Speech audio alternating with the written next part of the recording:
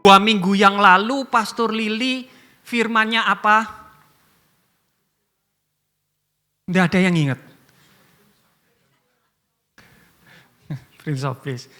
Minggu lalu Pastor Januar khotbahnya apa? Ada yang ingat?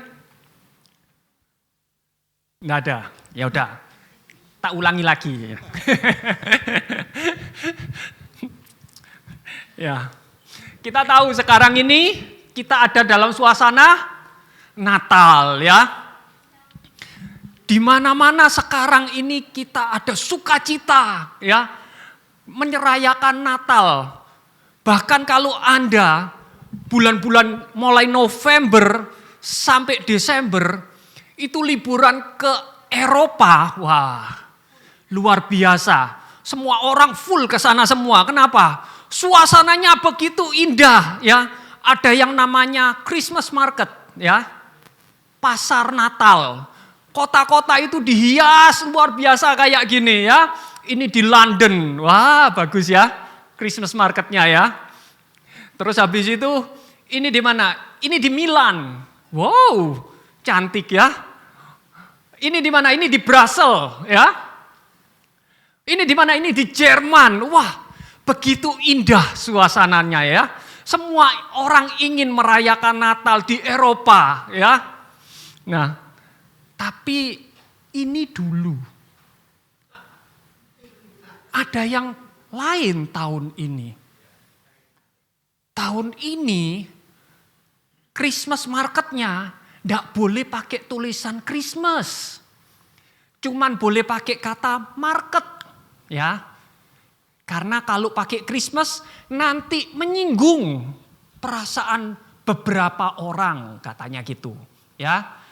Dan walaupun namanya Christmasnya sudah hilang, suasananya masih seperti ini ya. Ini Christmas market di Brussels. Tanggal 28 bulan 11 ya. Ini Christmas market ini di Jerman kalau nggak salah ini ya. Ini Christmas market di London ya. Tadi London bagus, Brussels bagus. Ini di Prancis ya. Wow, Christmas marketnya kayak gini sekarang ya. Mereka ini kayak apa sih? Ah, ini Christmas market di Milan. Mereka ini teriak-teriak apa sih? Nah, ini Christmas market di Milan ya, di pasar Christmasnya itu di wow, dibuat kayak gini ya. Ya, Free Palestine ya. Kalau dibalik ya. Ya. Nah, ini kejadian hari-hari ini di Eropa. Apa cuma di Eropa? Enggak, saudara-saudara. Tanggal 25 Desember itu hari apa? Hari mualaf sedunia. Bahkan di Australia, Jerman, dan Prancis, perayaan Natal dan Tahun Baru tahun ini ditiadakan. Dibatalkan semua. Ya, jadi orang-orang yang terlanjur pergi ke Eropa untuk Natalan dan Tahun Baru kecelik. Kenapa? Karena alasan keamanan ya. Nanti tidak aman daripada ada apa-apa ya toh. Ini yang terjadi. Dan di Indonesia ya seperti yang tadi. Walaupun saya tahu tanggal 25 Desember, apakah Tuhan Yesus lahir tanggal 25 Desember? Pasti tidak. Tapi kita sudah janjian, kita sudah setuju ya.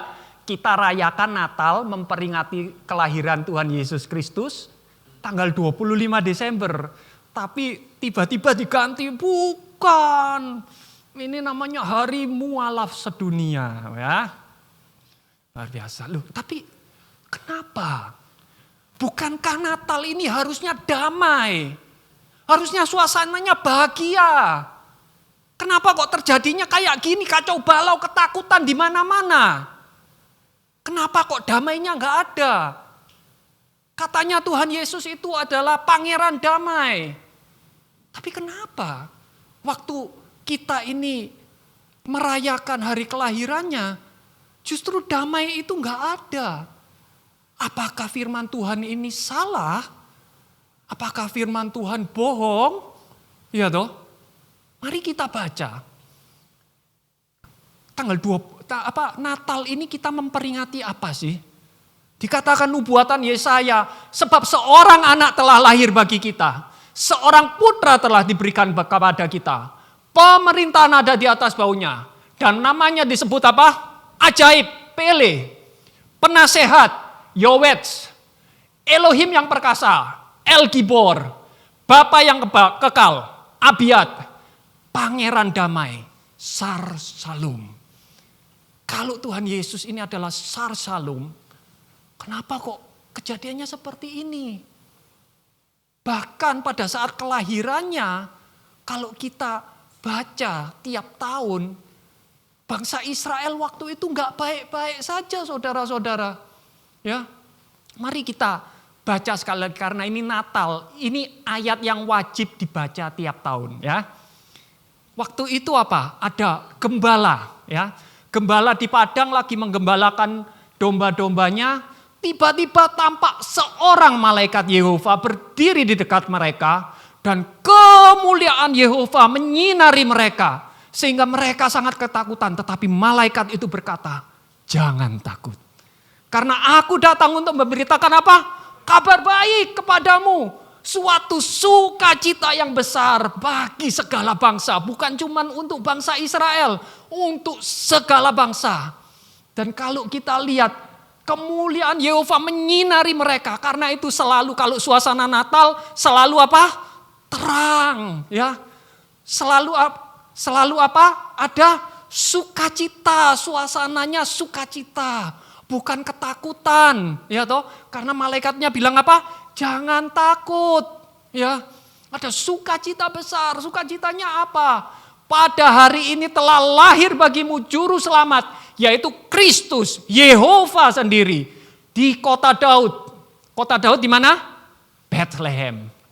Inilah tandanya bagimu. Kamu akan menemukan seorang bayi yang dibungkus dengan lampin dan terbaring dalam palungan. Langsung kalau saya jadi gembala waktu itu, ya mungkin tak senggol sebelah saya. Gak salah dengar tak aku. Ini katanya Yehova sendiri yang datang. Yang ngomong ini malaikat loh. Lah kok iklan sama barangnya gak sama. Ngerti ya? Kalau Anda beli online kadang-kadang loh. Gambarnya seperti ini waktu barangnya datang kok kayak gini kan itu. Ini sama. Malaikatnya bilang loh ini Raja Damai datang sendiri. Yehova sendiri datang. Loh kok dibungkusnya gak pakai sutra, gak pakai linen. Pakai lampin. Lampin itu kain murah waktu itu ya. Sampai sekarang mungkin sama ya. Tapi bayi-bayi sekarang pakai kainnya mahal-mahal ya. Yang empuk-empuk. Terbaringnya bukan di ranjang. Bukan dikasih yang empuk-empuk. Terbaring di palungan. Anda tahu, kita semua tahu palungan itu apa?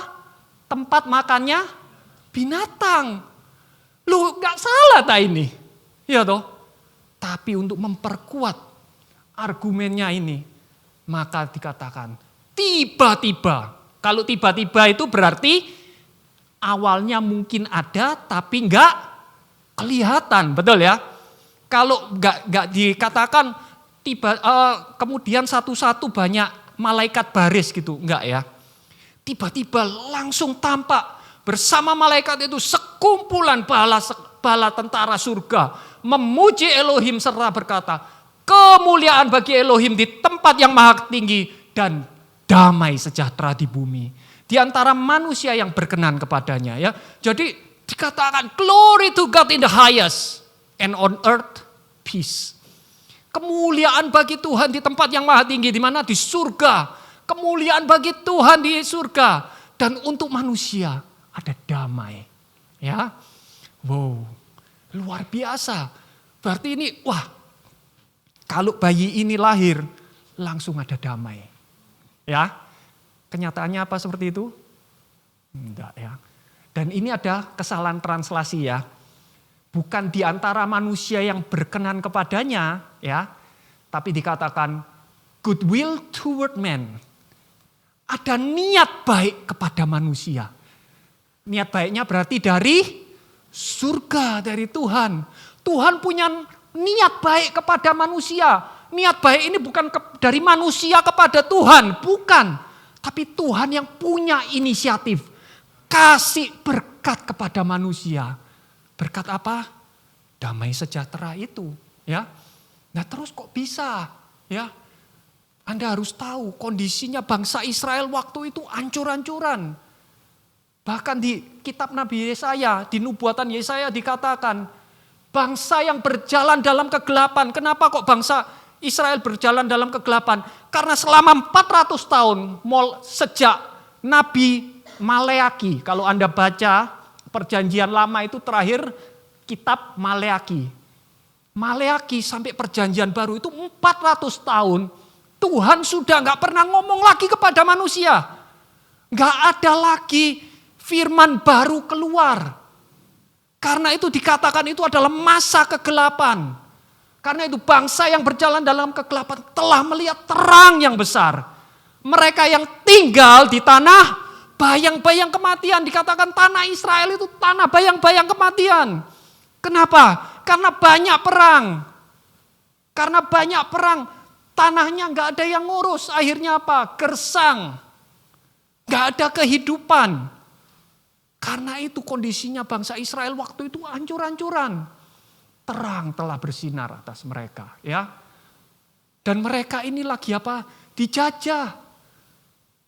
Penguasanya Israel waktu itu bukan Raja Israel, tapi Kaisar Agustus. Bangsa Israel waktu itu dijajah sama Romawi. Nah terus damainya di mana? Sukacitanya di mana? Ya toh, yang jadi gubernur namanya Kirenius. Ya, orang Romawi semua. Jadi bukan saja Tuhan gak pernah ngomong pada bangsa Israel, tanahnya gersang, dan mereka lagi dijajah, mereka kondisinya hancur-hancuran waktu itu. Ya. Tetapi ada niat Tuhan, niat baik Tuhan. Karena itu ada nubuatan lagi yang selalu dipakai, yaitu nubuatan dari Nabi Mika. Dikatakan, tetapi engkau hai Bethlehem Efrata, sekalipun kau yang terkecil di antara kaum Yehuda, namun daripadamu akan bangkit bagiku seorang yang akan memerintah Israel, yang sudah ada sejak zaman dahulu kala, sekarang dan selamanya. Bukankah ini Haya Hove Yiye? Bukankah ini Ehye Asyer Ehye? Bukankah ini Yehova sendiri? Ini adalah nubuatan bahwa Yehova akan datang sendiri. Mesias akan datang. Oleh karena itu dia akan membiarkan mereka sampai saat perempuan yang sakit bersalin itu telah melahirkan. Jadi dikatakan sebelum kedatangan, pada saat kedatangan Mesias itu dikatakan seperti apa? Seperti perempuan sakit melahirkan. Jadi kondisi ini loh. Kondisi yang gak enak ini selalu di Alkitab dikatakan seperti wanita sakit melahirkan. Oh itu memang kayak gitu wanita melahirkan. Bukan, kita baca berikutnya. Biar Alkitab menerjemahkan Alkitab ya. Sama kitab Mika. Dan engkau, ini diingat-ingat ya. Menara kawanan domba, bahasa aslinya itu Migdal Eder ya. Ini nama tempat, harusnya jangan ditranslate harusnya ya. Karena ini nama tempat. Benteng Putri Sion, pemerintah yang terdahulu akan datang dan kembali kepadamu. Kerajaan bagi putri Yerusalem. Tandanya apa? Sebab seperti penderitaan berat telah mencengkeram engkau. Seperti wanita yang melahirkan. Jadi kondisi penderitaan berat ini dikatakan seperti wanita yang sakit melahirkan ini loh. Saya nggak pernah ini sih. Kita laki-laki nggak pernah melahirkan. Dan istri saya melahirkannya sesar. Saya mau tanya, yang melahirkan normal, ada yang melahirkan sakitnya gimana? Kalau nggak salah ya, kontraksinya itu pertama jedanya mungkin 15 menit ya.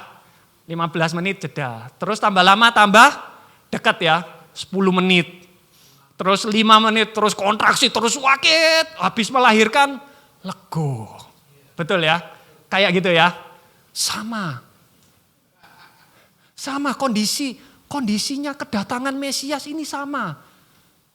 Waktu itu sakit, tapi habis sakit lego. Ya. Nah, seperti itu. Jadi damainya ini damai apa? Karena pada saat itu kondisi masih itu gak karu-karuan. Karena perspektif kita beda.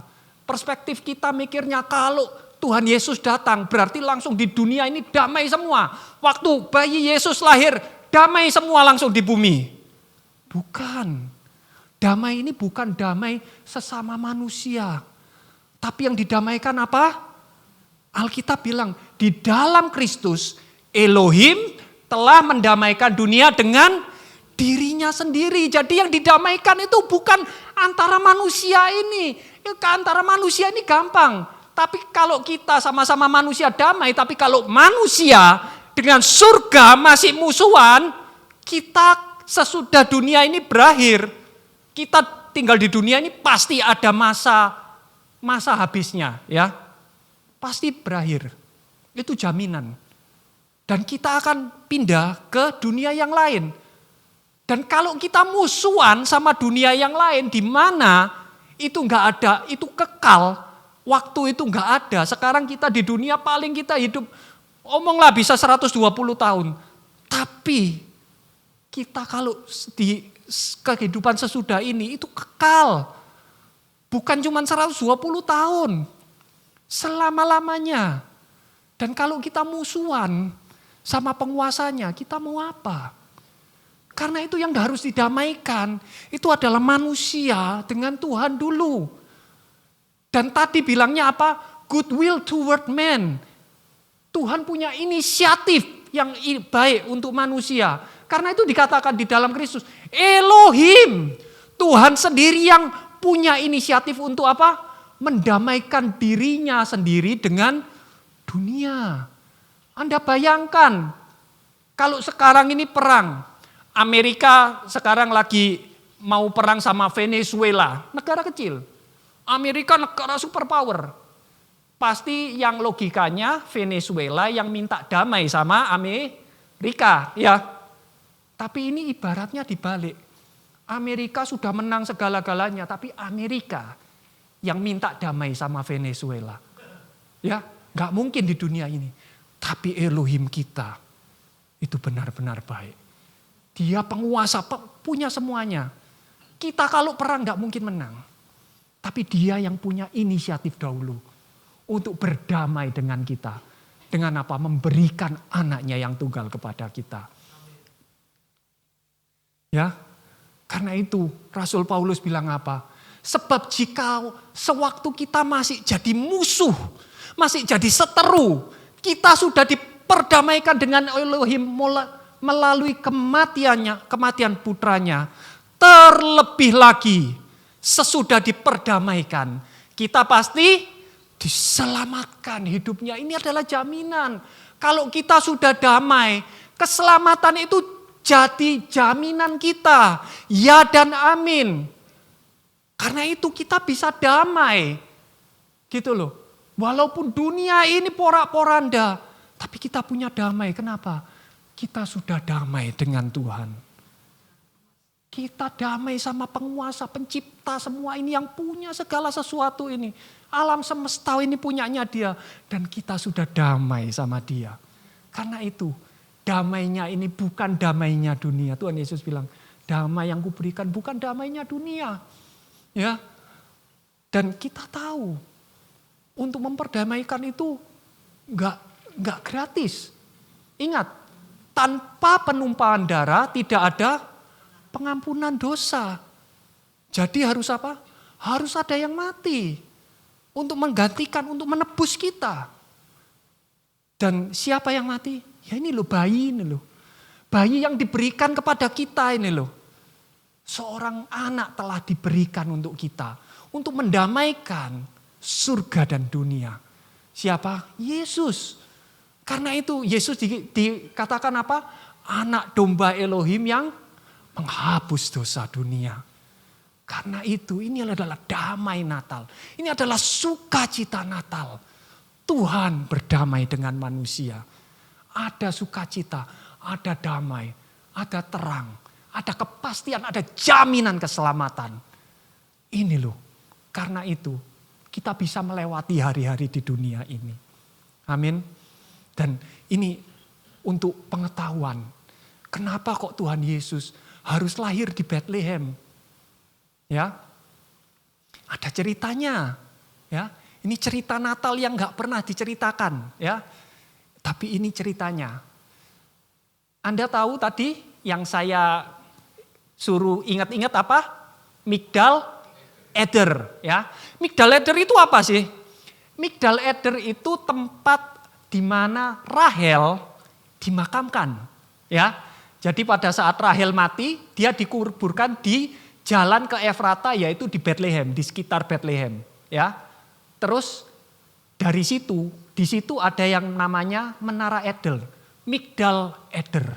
Ya, jadi ingat-ingat, di Bethlehem ada Migdal Eder. Ya, Bethlehem ini tanah kelahirannya siapa selain Tuhan Yesus?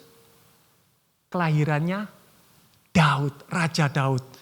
Raja Daud ini ini Bethlehem ini punyanya Raja Daud, saudara-saudara.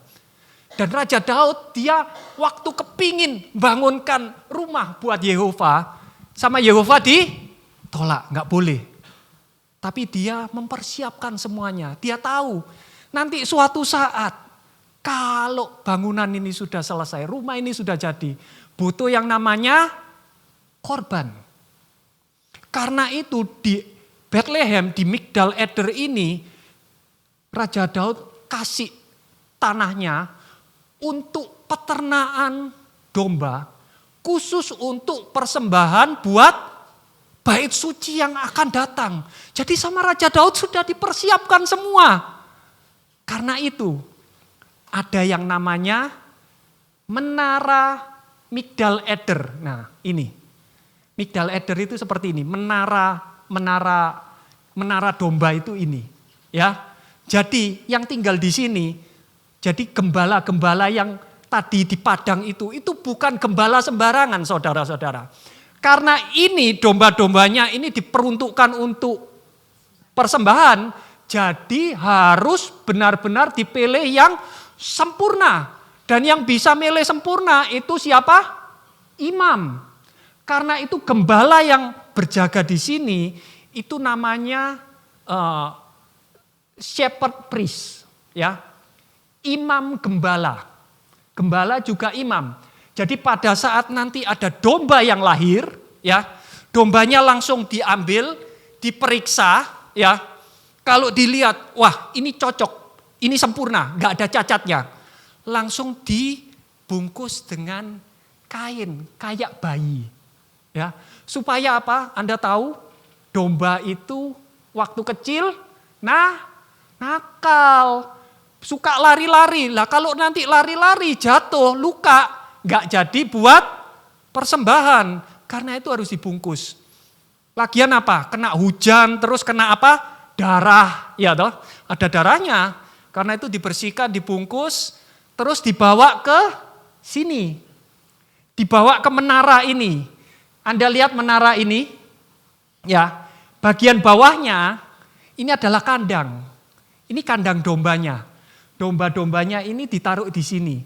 Anak-anak domba itu yang buat persembahan itu nggak dikeluarkan, saudara-saudara. Nanti kalau dikeluarkan luka, nggak bisa buat persembahan.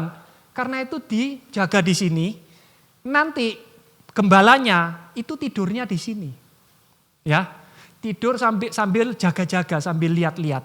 Karena itu, waktu malaikatnya bilang ke gembala, bilang apa? Kamu akan menemukan seorang bayi dibungkus kain lampin dan terbaring di palungan. Kalau saya jadi gembalanya, saya akan tanya, palungan yang mana, Pak? Loh, benar gak? Kan ceritanya katanya. Maria dan Yusuf tidak dapat tempat di penginapan, terus ditawari, ini loh di penginapan ini punya kandang, ya. Ibaratnya kalau sekarang hotel itu ada parkiran mobilnya, ya. Ingat dulu itu naiknya apa? Unta, kuda, sama keledai, ya. transportasinya itu. Nah, jadi ada parkirannya gitu. Nah, ditaruh di situ. Tapi kalau di situ pasti gembalanya tanya, hotel mana malaikat? Ya toh, palungan itu banyak di Bethlehem, betul enggak? Palungannya yang hotel mana? Tapi enggak. Pada saat malaikatnya bilang palungan, langsung gembalanya tahu. Gembalanya enggak tanya. Kenapa? Karena sudah pasti palungannya palungan yang di sini. Benar enggak saudara-saudara? Ya. Dan siapa yang pernah ke Church of Nativity? Gereja kelahiran Tuhan Yesus.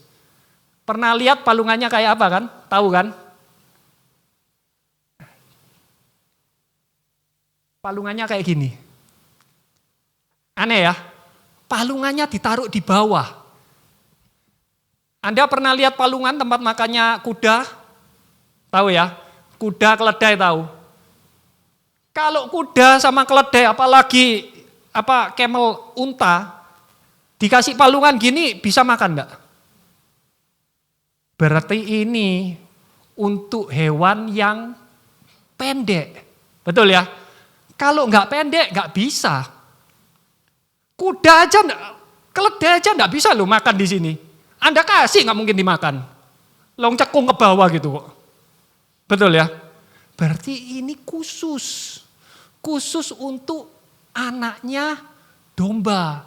Kenapa kok palungannya itu ditaruh di bawah? Sekali lagi, domba itu nakal. Kalau ditinggikan naik-naik, kesandung, jatuh, luka, sudah nggak bisa dipakai. Ingat loh, 1 hari itu 2 persembahannya.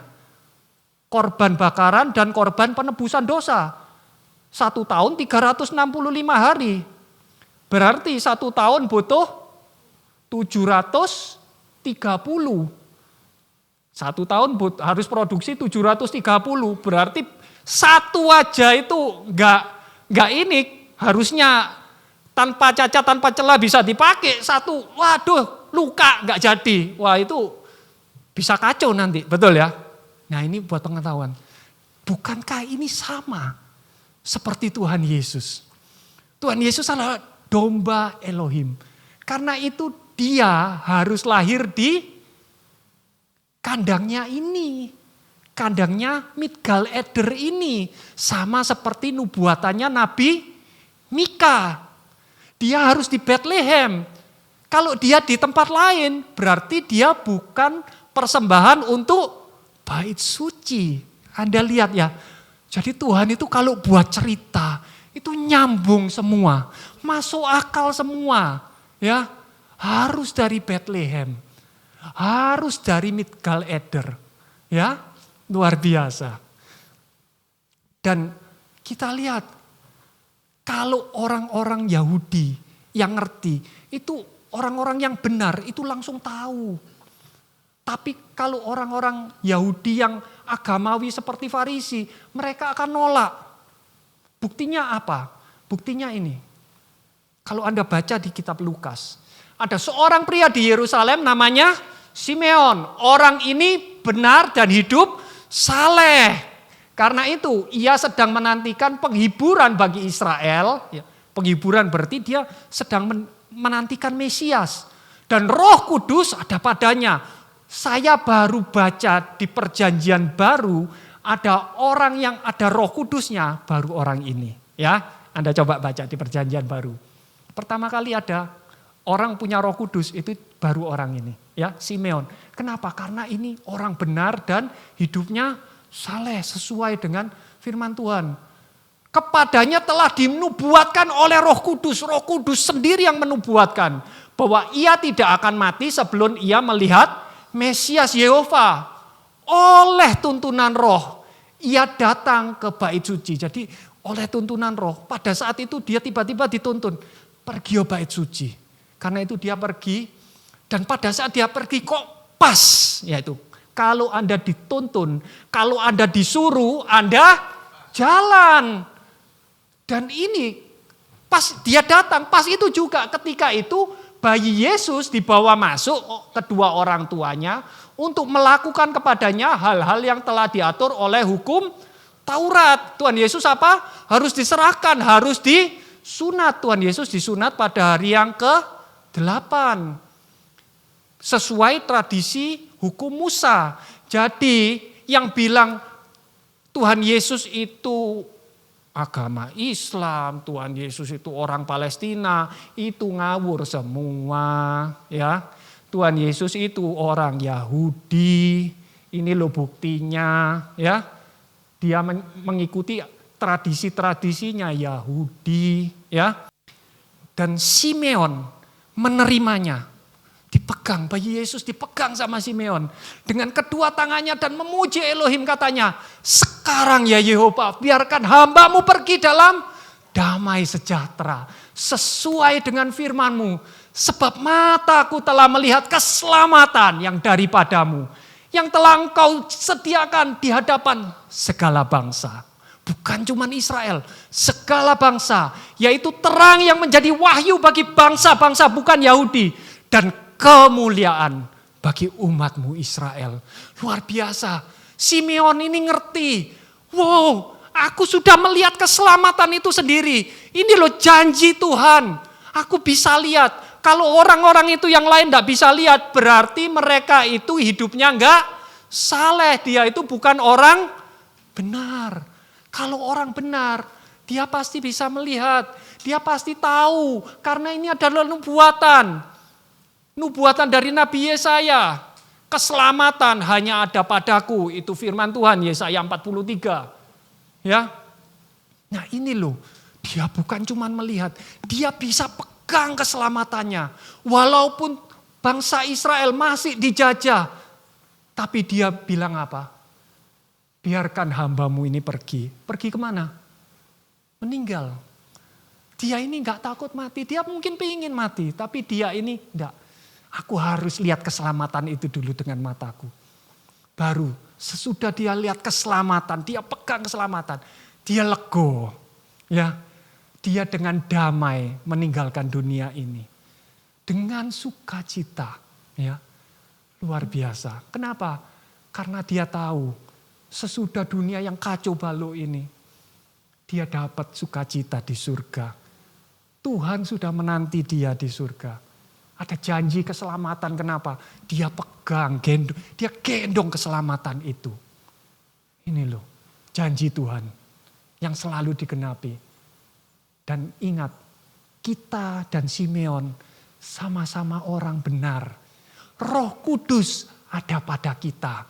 Berarti apa? Janji keselamatan itu yang diberikan kepada Simeon juga diberikan kepada kita semua. Karena itu kita bisa damai. Kalaupun kita pergi dari dunia ini, kita pergi dengan damai dan dengan sukacita. Karena tahu sesudah dunia ini berakhir, Tuhan sudah menanti kita di surga. Ada kehidupan yang lebih indah. Ada janji yang lebih indah yang menanti kita di sana. Amin saudara-saudara. Nah itu loh sukacita Natal. Itu loh damai Natal. Karena itu Tuhan bilang apa? Damai sejahtera aku tinggalkan bagimu. Damai sejahtera aku berikan kepadamu. Dan damai sejahtera yang kuberikan kepadamu. Bukan seperti yang dunia berikan. Jangan biarkan hatimu gelisah dan takut. Bahkan ayat selanjutnya dikatakan. Semua ini kukatakan kepadamu. Supaya di dalam aku kamu beroleh damai sejahtera. Di dalam dunia ini kamu mengalami penderitaan. Tetapi teguhkan hatimu. Aku telah mengalahkan dunia. Ini loh damai yang mengalahkan dunia. Ini sukacita yang mengalahkan dunia. Berarti apa? Dunia itu bertolak belakang dengan Tuhan Yesus. Karena itu kita jangan doa. Mari kita doa untuk perdamaian dunia. Gak mungkin ada. Gak mungkin bisa. Damai di dunia ini itu cuman bisa ada pada saat Pangeran damai itu datang dan memerintah di dunia ini. Itu baru bisa. Dan ini berdoa untuk perdamaian dunia. Itu tidak biblikal saudara-saudara. Tidak alkitabiah. Anda bolak-balik Alkitab saudara. Nggak mungkin nemu. Yang ada adalah apa? Berdoalah untuk damai sejahtera atas Israel. Mereka yang mengasihi engkau akan menjadi sejahtera. Kita kalau berdoa untuk damai sejahteranya Yerusalem. Kenapa? Karena kalau kita berdoa untuk damai sejahteranya Yerusalem, otomatis kita berdoa supaya Raja Damai itu, Pangeran Damai segera datang, turun ke bumi, berkuasa di Yerusalem, baru damai itu ada di seluruh dunia. Pada saat dia memerintah selama berapa? 1000 tahun. Nah itu loh, ini baru biblical, ini baru Alkitabiah. Ya. Nah, karena itu pada saat kita berdoa, Tuhan, aku berdoa untuk Yerusalem, maka kita berdoa supaya apa? Tuhan Yesus segeralah datang dari surga. Ya toh, pada saat surga terbuka, lihat ada seekor kuda putih dan dia yang duduk di atasnya disebut setia benar. Dia akan menghakimi dan berperang dalam kebenaran. Kedatangan Tuhan Yesus itu untuk menghakimi ketidakadilan yang sekarang ini ada di dunia ini. Dan dia akan menegakkan keadilan bagi semua orang yang berkenan kepadanya, yang percaya kepadanya. Ya. Dan namanya disebut apa? Firman Elohim. Ya. Nah, dan pada saat Tuhan Yesus berkuasa nanti, pada hari itu Yehova akan menjadi raja atas seluruh bumi. Yehova lah satu-satunya dan namanya pun satu. Tidak ada nanti Yahweh, tidak ada nanti Yehowa, Yahweh, tidak ada. Semuanya itu satu nanti. Yehova. Ya, ini loh. Pada saat Tuhan berkuasa. Dan apa? Akan memerintah selama 1000 tahun. 1000 tahun masa damai. Damainya kayak apa, Her? Ada nubuatannya di Nabi Yesaya. Di Nabi Yesaya dikatakan, dan serigala akan hidup bersama domba. Dan macan tutul akan berbaring bersama anak kambing. Dan anak lembu dan anak singa muda dan anak domba akan tinggal bersama-sama. Seorang anak kecil akan menggiring mereka. Lembu dan beruang akan makan bersama-sama. Anak-anak mereka akan berbaring bersama-sama. Singa akan makan jerami seperti lembu. Anak yang menyusu akan bermain di atas lubang ular tedung. Dan anak yang cerai susu akan meletakkan tangannya di atas liang ular beludak. Ini loh damainya seperti ini. Apakah damai ini cuma penggambaran atau beneran? Banyak orang bilang, itu cuma penggambaran, Her. Nggak mungkin toh ada seperti ini. Kalau macan tutul itu berbaring sama anak kambing terus makan apa? Masa nanti singa makan jerami, masa nanti karnivora makan jerami semua? Ini cuma penggambaran. Nggak seperti aslinya. Dulu saya percaya seperti itu. Oh ini cuma penggambaran aja. Betapa damainya itu. Sampai saya menemukan video ini beberapa tahun yang lalu. Meskipun mereka berasal dari spesies yang berbeda dan seharusnya menjadi musuh alami, namun kasih sayang yang tulus mampu mengubah dinamika ini menjadi sesuatu yang luar biasa. Perilaku paternalisme yang terjadi di alam liar. Kasih sayang dan insting melindungi tidak hanya dimiliki oleh manusia, tetapi juga ada pada beberapa spesies hewan, termasuk induk macan tutul dan anak rusa ini. Ketika induk macan tutul melihat anak rusa yang terluka dan terpisah dari kawanan, ia merasa iba dan mengambil inisiatif untuk merawatnya, bahkan melindungi dan mengamankannya dari ancaman hina dan hewan buas lainnya. Ini menunjukkan bahwa naluri untuk melindungi dan Tadi bilangnya apa? Macan tutul akan berbaring dengan anak kambing. Loh ini macan tutul, kok bisa bener ya? Berarti apa? Apa yang dikatakan di Yesaya, saya yakin itu beneran terjadi. Amin. Anda akan lihat betapa damainya nanti itu. Gak ada lagi saling membunuh, itu gak ada. Karena semua nanti itu jadi ini semua, herbivora semua, ya.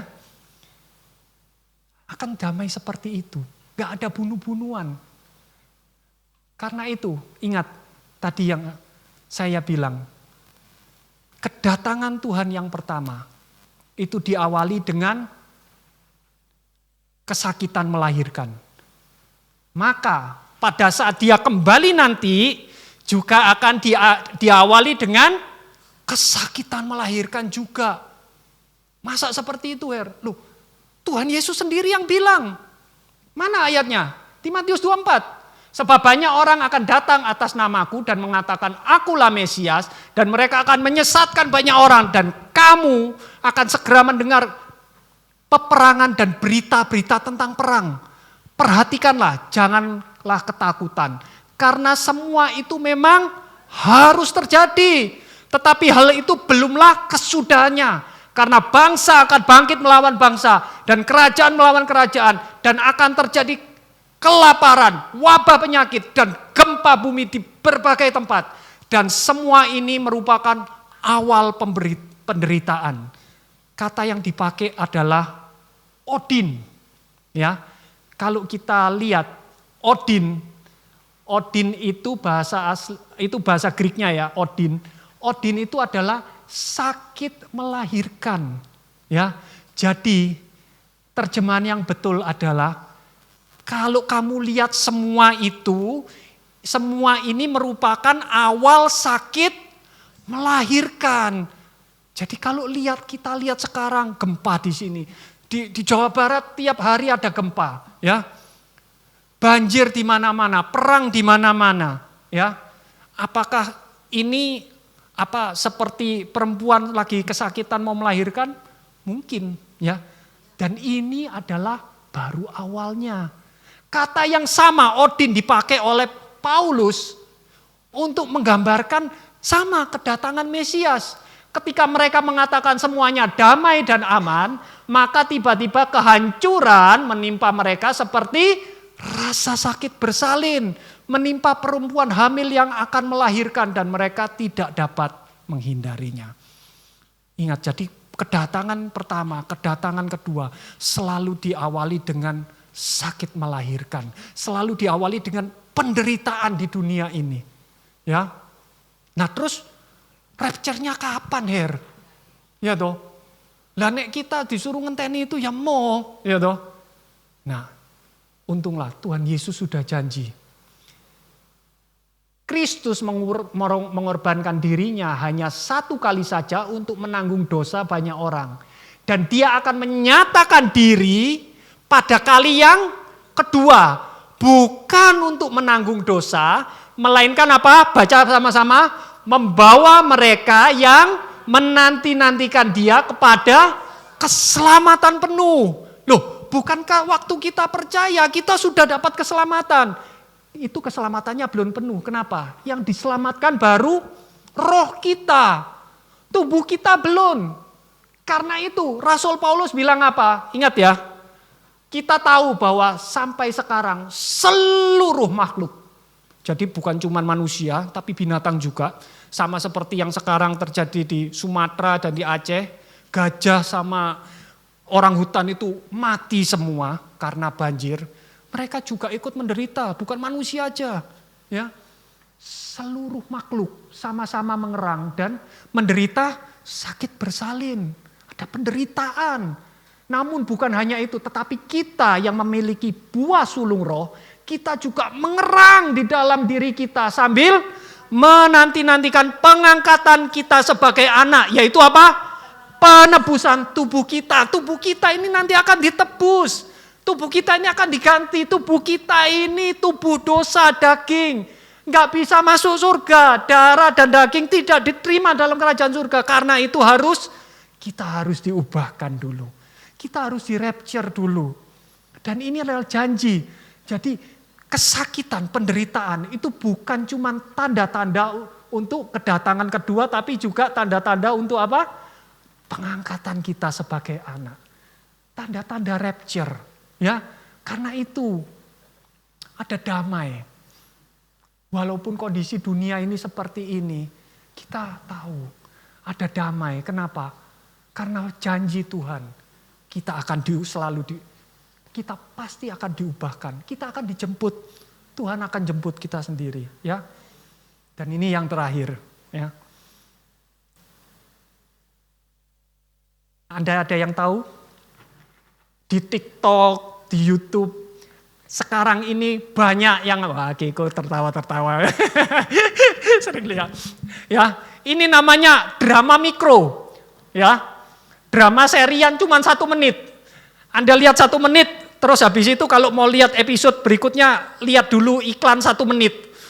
Jadi kalau lihat 10 itu sama aja, iklan sama itu panjang iklannya. Ya. Dan ceritanya itu sama semua, Anda nggak usah lihat, saya sudah lihat tak ceritanya. Ceritanya itu ya toh, selalu, yang laki ini suaminya ini pura-pura miskin. Padahal orang paling kaya, paling berkuasa. Wah, nanti akhirnya dia akan menyatakan diri. Ya, dia jadi seperti ini, lihat. Presiden menyamar buruh untuk menikahiku, untuk menguji calon istrinya. Wah, calon istrinya ini ngejar harta apa-apa, pura-pura miskin jadi buruh. Suami pengemis ternyata CEO. Waduh, wah kok ngemis tapi ternyata punya perusahaan, orang paling kaya di dunia ya. Paling berkuasa, wah seneng ya. Apakah cuma itu? Enggak, ada versi perempuannya. Istriku ternyata permaisuri ya toh. Wah, permaisuri menyamar. Wah, nanti akhirnya waktu suaminya diinjak-injak baru istrinya keluar los. Ya. Baru menyatakan diri ya. Seneng. Ini ternyata istrinya pewaris kerajaan. Kaya ya. Orang-orang seneng. Bukan cuma suami istri, ada versi anak. Ya toh. Ternyata dia anak yang hilang. Ternyata bapaknya konglomerat paling kaya. Wah ya. Terus ada lagi, orang tuanya pura-pura miskin. Ya toh, supaya untuk nguji anaknya. Jadi seumur hidup anaknya hidup miskin terus. Nanti suatu saat baru dinyatakan, nak ternyata kita ini orang paling kaya di dunia. Waduh. Ya toh, kapan orang tua saya ini ngomong kayak gitu. Ya. Ini yang jadi apa? Hiburan orang-orang di dunia ini. Sekarang orang-orang paling seneng cerita-cerita kayak gini. Ya, sampai-sampai pemerintah Cina turun tangan. Pemerintah Cina melarang pihak berwenang Tiongkok baru-baru ini mengeluarkan pedoman untuk mengatur drama mikro romantis tentang CEO. Ya toh, menekankan perlunya menghindari promosi nilai-nilai yang mengagungkan pernikahan dengan individu atau keluarga yang berkuasa dan kaya. Pemerintah Cina sampai ngomong ini bojo, kamu jangan berpegang sama ini. Gak ada ceritanya, ya toh. Suamimu itu harusnya kaya, pura-pura miskin itu bojo. Jangan mau kayak gitu. Karena apa? Karena ya kalau kayak gini berarti seluruh orang Cina di Cina itu lihat kayak gini semua dan semua wanita-wanita itu berharap moga-moga ternyata calonku ini cuma Gojek, Gosen, GoFood gitu, tapi moga-moga ini orang kaya ya toh, punya perusahaan, moga-moga anaknya Jack Ma kan gitu ya. Semua orang berharap seperti itu, sampai-sampai pemerintah Cina melarang drama-drama seperti ini. Tapi buat dunia seperti itu, buat kita anak-anak Tuhan, ini bukan sesuatu yang gak mungkin. Karena apa? Karena kita tahu Bapa kita ini kaya.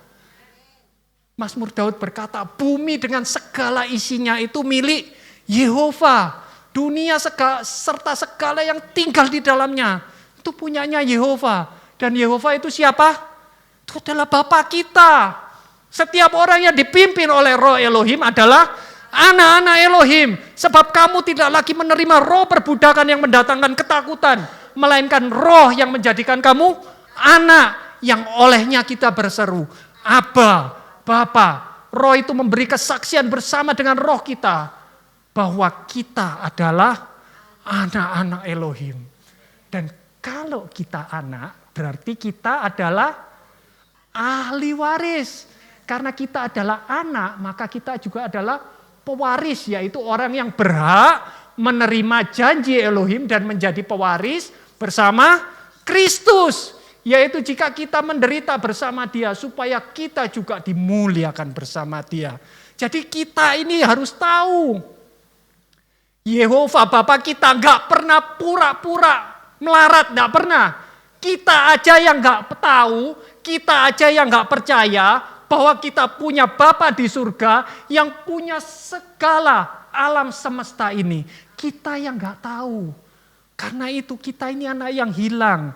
Tuhan itu kepingin, Bapa kita di surga, ayo nak, baleo. Ingat toh, di surga itu kamu enak.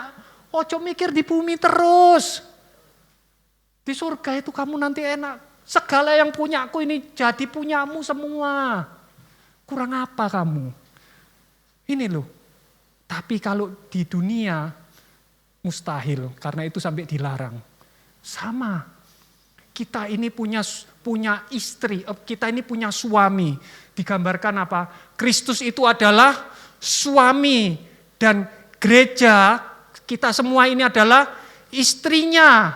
Ya toh? Dan banyak orang, oh ini bukan Her, itu cuma penggambaran aja. Istri disuruh tunduk sama suami. No. Karena apa? Paulus bilang rahasia ini. Kalau rahasia berarti nggak semua orang tahu.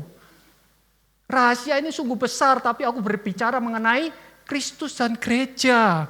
Jadi Kristus adalah prianya, gereja adalah istrinya. Tapi kenapa kok kita belum jadi belum jadi istrinya Tuhan Yesus? Karena kita ini posisinya masih tunangan. Ya toh?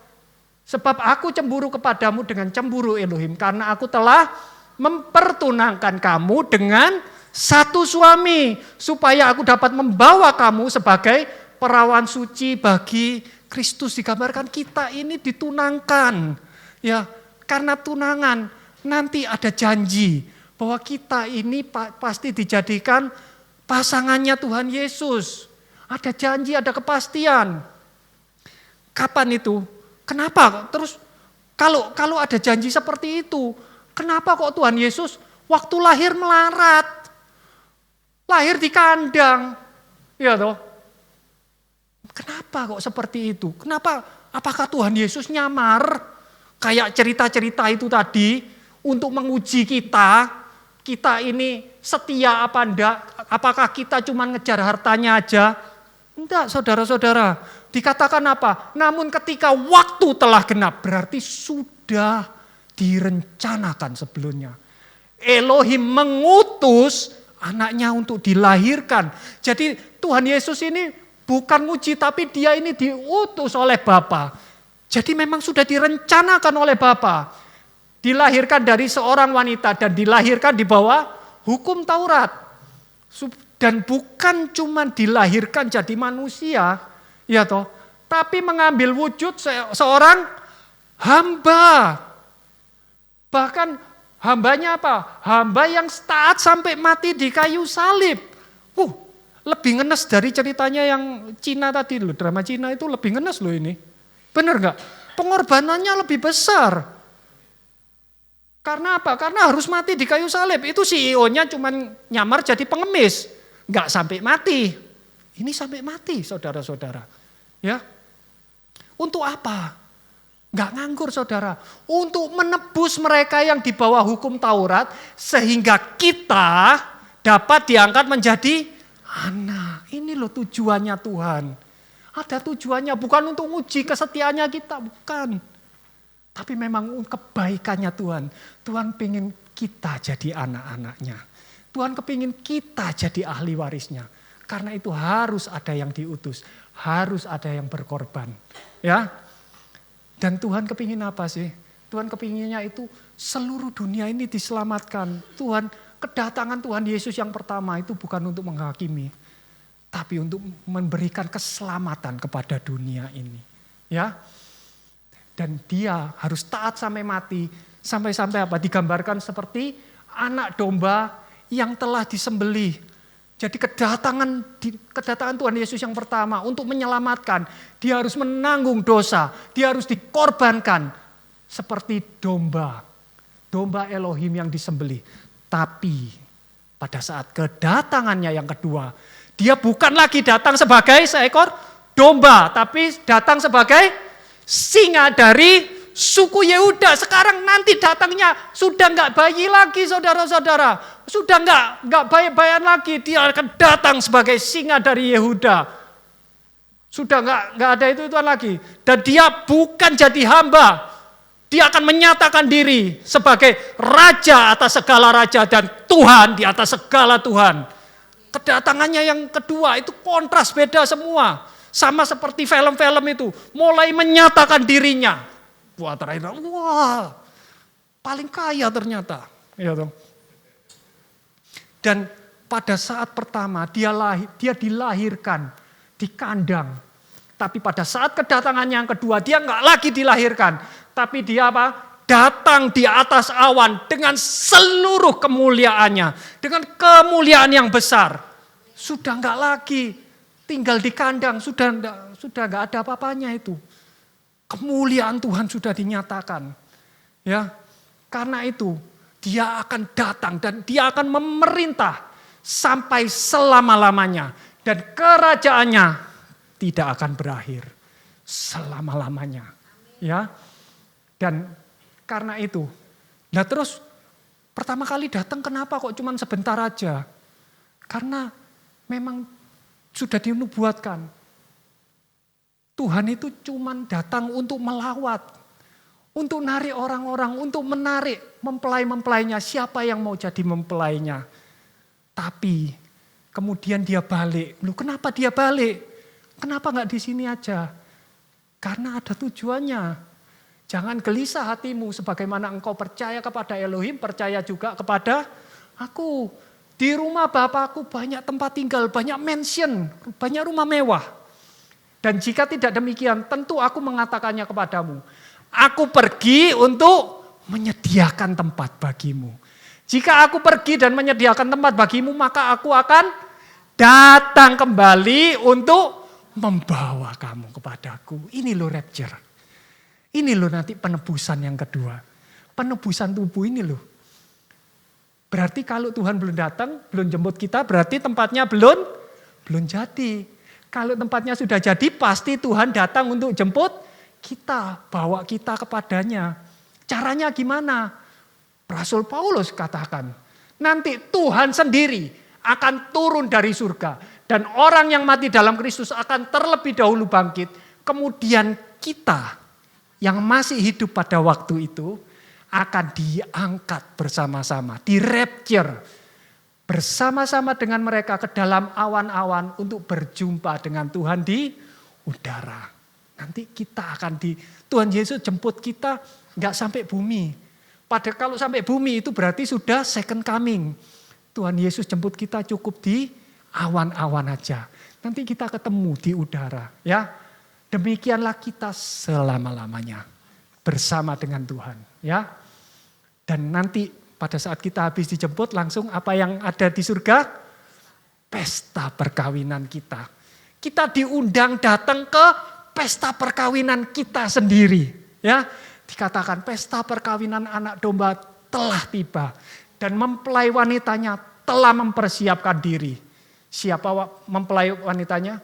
Orang-orang kudusnya dia. Bukankah kita semua ini orang-orang kudusnya dia?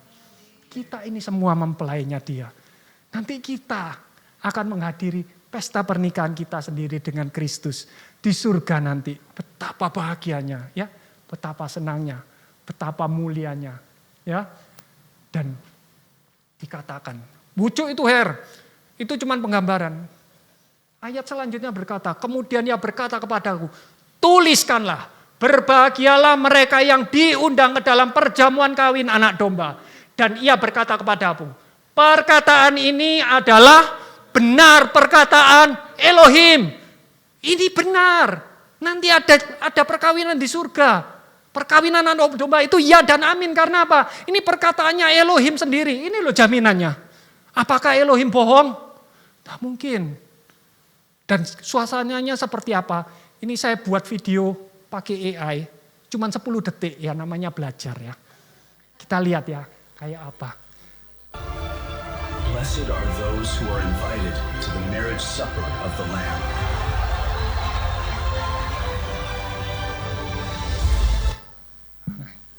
Cuman 10 detik. Karena gratis. Ya, tapi Anda bisa lihat ya, pakai AI aja suasananya seperti ini. Apalagi nanti aslinya. pasti ini gak ada apa-apanya. Ya, pasti lebih megah, pasti lebih indah. Ya, karena itu Tuhan berkata apa? Sebab seorang anak telah lahir bagi kita. Seorang putra telah diberikan kepada kita. Pemerintahan ada di atas bahunya. Dan namanya disebut ajaib. Penasehat. Elohim yang perkasa. Bapa yang kekal. Pangeran damai. Kalau di cerita-cerita Cinderella putri salju. Mereka diselamatkan sama pangeran ganteng yang naik kuda putih. Tapi kita diselamatkan oleh pangeran kita yang adalah pangeran damai itu sendiri. Amin. Mari kita berdoa. Tuhan, terima kasih Tuhan. Walaupun kita saat ini dunia sedang kacau Tuhan. Gempa di mana-mana, banjir di mana-mana, perang di mana-mana. Tapi Engkau Tuhan, Engkau telah berfirman dan Engkau berjanji bahwa Engkau pasti menjemput kami. Kalau Engkau 2000 tahun yang lalu, Engkau datang sebagai seorang bayi, maka pada saat ini kami percaya Engkau akan datang sebagai seorang pangeran. Pangeran damai yang menjemput kami. Dan pada saatnya kita semua akan sama-sama kembali ke bumi ini. Untuk memerintah selama 1000 tahun. Dan Engkau berjanji, Engkau enggak akan pernah tinggalkan kita lagi Tuhan. Di mana Engkau berada, kami pun berada. Karena itu Tuhan, kami mohon, kuatkan kami. Supaya kami selalu memegang teguh janji ini. Biarlah janji ini menjadi penghiburan bagi kami. Pada saat kami di tempat yang paling gelap. Pada saat kami jatuh di tempat yang paling dalam. Tapi biarlah firman-Mu ini yang menguatkan kami. Biarlah firman-Mu ini, janji-Mu ini yang selalu menghibur kami. Sampai pada saat yang sudah ditentukan, Engkau akan datang untuk menjemput kami. Terima kasih Tuhan atas kasih-Mu, atas damai-Mu, atas sukacita yang dari Engkau. Di dalam nama Tuhan Yesus Kristus semua yang percaya katakan amin, amin.